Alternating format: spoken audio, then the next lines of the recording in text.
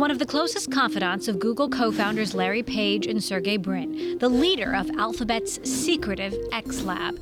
Born Eric Teller, he picked up the nickname Astro in childhood, with no idea that he would someday be working on making so-called moonshots a reality.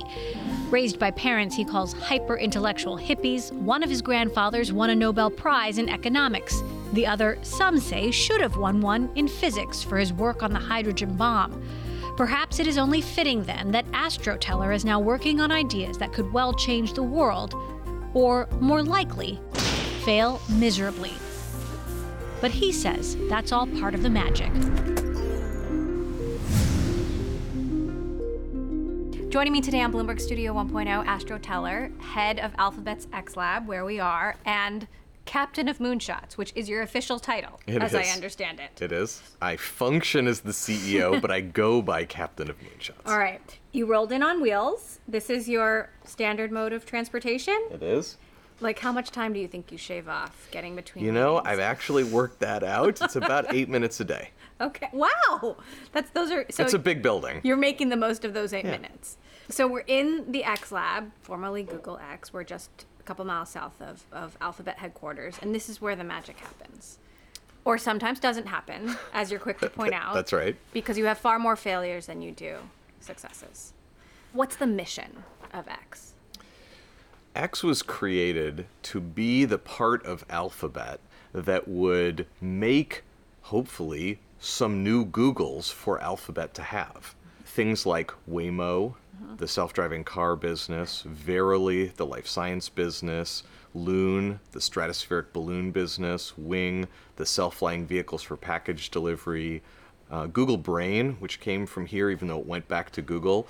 These are attempts on our part to make something that hopefully in the long run could be as valuable as Google and as good for the world as Google. Google's core business, online ads, search ads, is slowing down. Is there more pressure on X to deliver a hit, a moonshot that works?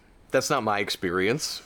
My experience is that I sit regularly with Larry and Sergey and Ruth, and the spirit of the conversation is essentially, you give me, X, a lot of money every year, and you have to wait a long time, on the order of like 7, 8, 9 years.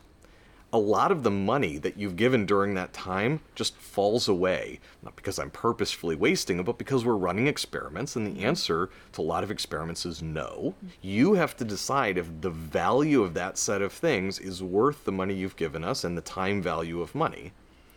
That's the real conversation that we should be having and that we are having. If that has a good return on investment for Alphabet, and if that's good for the world, we should keep doing it. Well, since you mentioned Ruth Porat, the CFO, there's this perception that she was brought in to sort of tighten the belt and trim the fat, and that X and some of these experimental projects that Google has spent time on would be the first step on the chopping block. Has that been the case? No, that hasn't been my experience at all. I mean, some company wants to come and buy Google Brain and Verily and Waymo and Loon and Wing and Chronicle and all the other things that we've produced. Mm-hmm. Just imagine what they would have to pay Alphabet to buy that and just haul it away with them. All of that stuff. It would be a very large amount of money. I know what we've spent. I don't know what number you just picked in your mind, but I guarantee you what we've spent is a tiny fraction of the number you just imagined. This is worth enough more than what we've spent that it's a good return on investment. Now, it requires long-term thinking, but Larry and Sergey and Ruth exercise long-term thinking very naturally. You're saying there's no change in the long-term thinking, in their level of long-term thinking, and their prioritization of these moonshot projects? No, I mean, Larry and Sergey are very serious about trying to get to a great future as fast as possible for all of us. And I think Ruth sees her job as helping them to cause that to happen in the best way possible. As legend has it, and Bloomberg reporting, you had a very early conversation with Larry Page about what X ultimately became. Tell me about that conversation. I was sitting down with Larry, and it was the first couple of months felt very tactics driven. We were trying to find concrete things we wanted to spend time on. The self-driving car, Google Glass, the early contact lens work that we did, a few other things like that. And I wanted to have a conversation like, what's the bigger picture here? And I felt like I wasn't getting a lot of traction with Larry or Sergey or Sebastian about this conversation. So I sat down with Larry and I said, look, I'm just going to name some things to see what we're doing. Is this just another business unit for Google? And he said, no. Okay. Are we like a research center? No. And I mean, I agreed. I was glad that because my conception of what we were doing was also that this is not what we were doing. And I tried throwing out various things to him. And when I said, are we taking moonshots? He said, yes, that's what we're doing. So what is a moonshot? The way we define a moonshot at X, it has three basic elements. There has to be a huge problem in the world that you can name, and you want to fix that problem. If you don't have a problem to solve, then we're just wasting our time. Or you're just doing tech for tech's sake. That's not interesting to us. If you can name that, then what's the radical proposed solution, the science fiction sounding product or service, however unlikely it is we could make it, that if we made it, would solve that huge problem in the world? Then is it totally crazy or is it only mostly crazy? What's that reason to believe that maybe we could do it? Some way we could get started, some early tests we could run. And then if it turns out it's just impossible, fine, then we'll move on to something else. And if those early tests happen to work out, then we'll keep going. Those three things are what, for us now, define a moonshot. It takes more work for us to make sure we have a diverse pipeline before we make our hiring decisions than if we didn't. It just takes more work.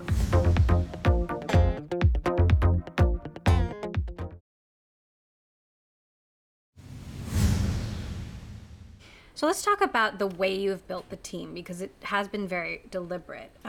You wrote, I believe in an op-ed to the Wall Street Journal, you said the single biggest fixable problem for humanity is how undervalued women on this planet are. If we actually had women as full participants, a lot of things, including climate change, would probably get better faster. What do you mean by that? Number one, working on sort of diversity and inclusive innovation is just the right thing to do. Is it the smart thing to do too? I wish that it being the right thing to do was all it took to cause change, but it's not. I just want to flag, it's the right thing to do, and that's part of what makes me feel good about doing it. But number two, it's good business. We're not an engineering organization that's trying to bolt on some creativity. So it's good business to bring in lots of diverse people. Women in particular, it's half of the world's people. How, like, if we're gonna just be like, oh, well, maybe we'll get to them later for half of the world's people, how are we not necessarily gonna have a worse workforce if we're just giving up on half, even sort of giving up on half of the people in the world? Now, to be fair, Google's record on women and underrepresented minorities, and if you look at the numbers, is simply average, which average is not great for you know, where we are in this day and age. Are you punching above Google's numbers? Are you doing better, or are you doing things differently than Alphabet itself?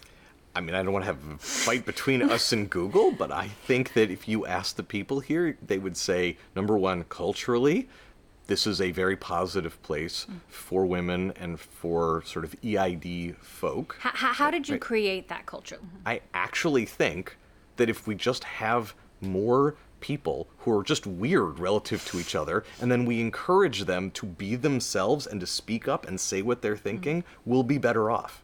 And so that has translated into some things that don't feel like work to me, but half of my leadership team is women. And that's not because I set out to make half of my leadership team women.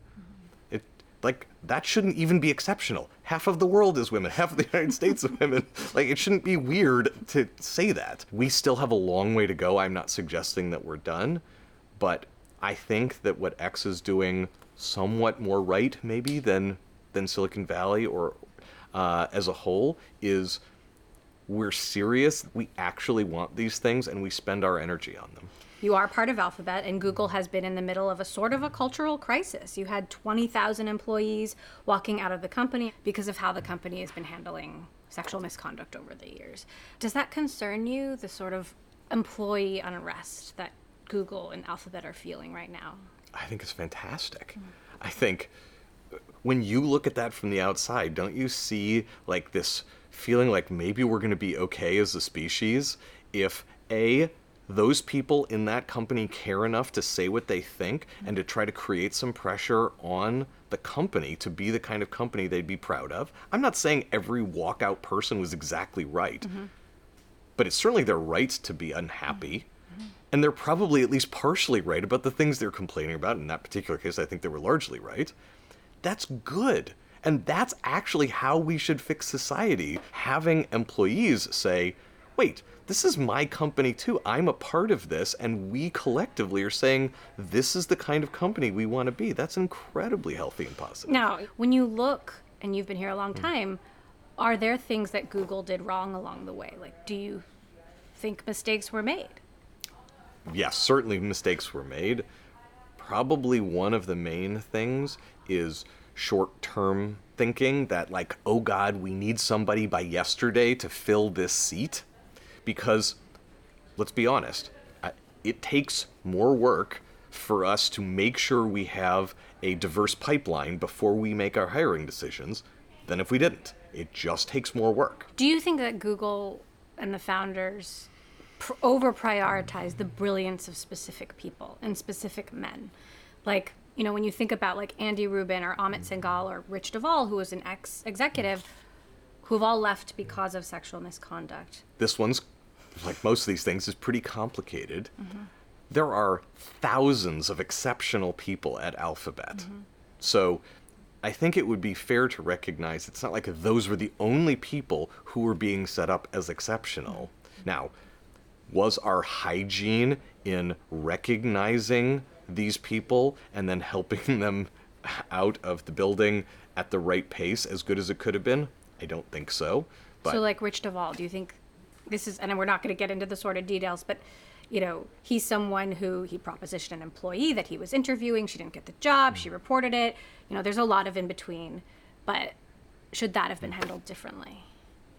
Yes, I wish I had handled it differently. The thing that I most wish I could have created an environment that was different was actually not the details of how we went through the investigation process that I'm sure you can imagine. We did that by the book, and we did what the investigation said, and so because you don't want the leader to sort of go around the investigations when they happen, I actually feel okay about that part of it.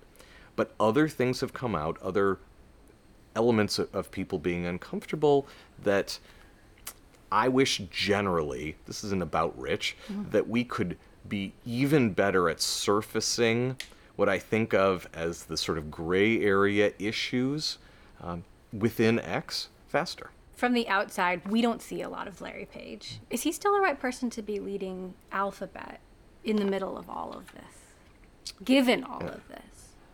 Larry and Sergey are the two most phenomenally creative people I've ever met in my life. And they set a standard and support that standard percolating throughout the organization. It's why Alphabet is the way it is. And that's not an argument that either Larry or Sergey are perfect human beings, but I think pretty clearly Alphabet would be worse off if we didn't have the support at the top from Larry and from Sergey. So you would say the same applies to Larry as to Sergey, even though Sergey has also had some of his own issues, which we don't need to get into. But you know, in this day and age, some executives are being held to a higher standard. I have low confidence, very low confidence to be honest, that if we swapped Larry and Sergey out for one or two other people, that we would be better off even on the sort of human elements that we say that we care so much about.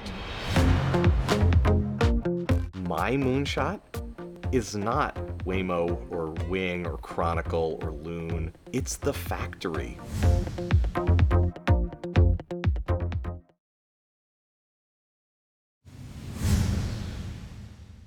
Now, one of the first moonshots, I actually still have them, so I pulled them out. Awesome. These are my Google Glass. What do you think? These These are actually good, pretty fashionable. Those are good frames on you. I like that. These were one of the first moonshots. Yeah. And they didn't work out in the initial iteration, and they became sort of a punchline, essentially. Do you think of glass as a failure? It was certainly an experiment. There were aspects of it that were absolutely a failure.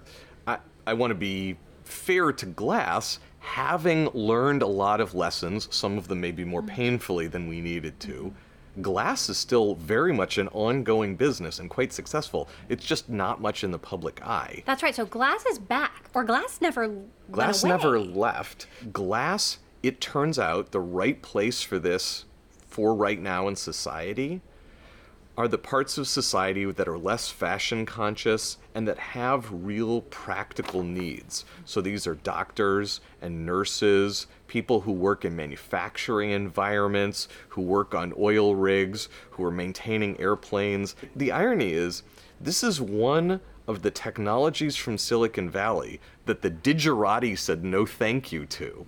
But actually the heartland of America is super happy to have because of the productivity enhancements that it gets. Do you think glass will ever be back in like this form? Well, I think it will by the time... Glasses, AR glasses. Yes, as glasses, they will absolutely be When? back. I don't know, 3 to 6 years. It will depend on the technology, it will depend on social readiness. It's when we pretend that it's done when it's not done. And so X has worked even harder afterwards to be clear with each thing like Waymo or Loon or Wings we get out into the world. We're not putting it anywhere that it's not safe, but we're not pretending that we're more done than we're done because we don't want to recreate that glass failure mode. So, as much as you want things to succeed, you have actually created a sort of culture of failure here, or a culture where it is okay to fail in the hopes that you will succeed. Tell me about that. So the secret is, I hate failing. But I want to win in the long run. I want us to win in the long run. We have to create a culture. If we want you to be honest, if we want you to fearlessly run the right experiments and then be honest about the outcomes, that says we embrace the quality of the experiment, not the outcome. But what are some of the epic failures? Like, I'd love to hear how this has worked in practice. So we built a system that could turn seawater into methanol using clean energy. That's real save the world kind of stuff, and we got it working. And it turned out that the cheapest we believed we could get it was $15 gallon of gas equivalent. And this was one of these honesty moments where we said, we want to save the world, we're incredibly proud we built this machine, but if the cheapest we're going to get this anytime soon is $15 gallon of gas equivalent, that's not going to save the world. No one's going to buy that. We published the business failure with Fast Company, and we published the science learnings that we had in the International Journal of Greenhouse Gas Control, and said, here's what we learned. Can anyone build on this? So let's talk about the projects that you're working on that have potential, like real potential. One of the ones that I think has a lot of potential, the self-driving car business. Of course. Well, we got to talk about Waymo. I mean, Waymo is, people would think of as probably the biggest success of X so far. I think Waymo is in a great position. Waymo has helped everyone around the world get serious about this particular space. Waymo has done a great job in making these cars drive safely. Waymo is already now charging people as a transportation as a service in Arizona. So that's going exceptionally well, and we're really proud of Waymo. And Waymo has spun out of X. It's a unit under Alphabet. You've got Morgan Stanley saying it's worth $175 billion. However, there are skeptics who say, when am I going to see this self-driving car? It's taking too long. Who's right? These things are going to take time, so you can see one of those if you just walk outside our building, if you go to Arizona. So there are now many hundreds of cars on the road. But when does it hit the mainstream? For regulatory reasons, it's going to take a while. And look, the world has already paid for a lot of cars. So as those cars are retired, that's one of the things that will sort of pull self-driving cars into the mainstream. And then, of course, there's Loon. Loon is doing very well. There was actually just recently a emergency in Peru, and we got to jump in and help connect a lot of people who'd lost internet there, and that's the third time we've done that. These are the internet beaming balloons. Exactly. So that one is making good progress. Like each of these things, it's a long process, but we have increasing faith that Loon is actually the right way to bring connectivity to several billion people in the world who don't have it today. Where are you focusing current project? Is it energy? Is it healthcare? Is it automation, farming, agriculture? Yes, all of those. We have, I think, every single thing you just named, we have at least one exploration in. But there's some that I'm feeling particularly good about right now. So agriculture, as an example, humanity's ability to produce enough food to feed everyone in the world, and to do that in a sustainable way, we're topping out. And it's pretty scary. We now have several things here at X that are looking at food production from several different avenues, and we're excited about those things. So I feel really good about that. Healthcare. What about healthcare? Sure. Here's an example. This is an early thing that we're exploring, but there are spaces in which the innovation went like this because there was a simulator for the thing people are innovating on. If you could go into cell biology, for example, if you could simulate how a cell works, then you could run experiments at thousands, maybe even millions of times the rate that humans can run those experiments in the lab, and that would cause an enormous explosion in the innovation in the life sciences. Now, being able to simulate a cell accurately in a computer, who knows if we can do that, but that's an example where we have some interesting progress. We're coming up on the 10-year anniversary of Google X. What do the next 10 years look like? I think we're better than almost anywhere else at many of these things, these habits of culture engineering and dealing with failure productively. We're still not great compared to what I think we could be. I would like in the next 10 years for it to become natural and seamless for us to do it here. And I would love to find a way to franchise this, maybe not literally, but to start doing this in other places. My moonshot is not Waymo or Wing or Chronicle or Loon or Makani. It's the factory. It's making a moonshot factory. The way we're doing it here involves building trust, driving diversity, and having people practice being their whole selves, being weird, being creative, taking chances, being in the flow when they're here. If I could get you and everyone else to believe that you could do more good for the world and make more money and be a happier person all at the same time, that would change the world more than any one of the moonshots we're taking. Astro Teller, X's captain of moonshots, thank you so much for joining us. Thank you for having me.